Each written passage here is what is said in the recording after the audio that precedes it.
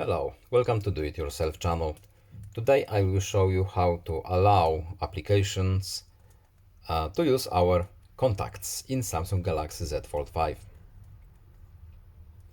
So to grant permissions for our application, we have to go to the settings first, then we're looking for security and privacy options, and in privacy menu here we have permission manager.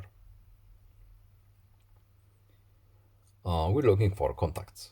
As you can see, as of right now, 9 out of 24 applications are allowed to use our contacts. Which are allowed?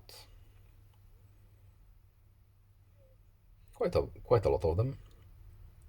Let's allow our calendar to use our contacts. Yes, allow.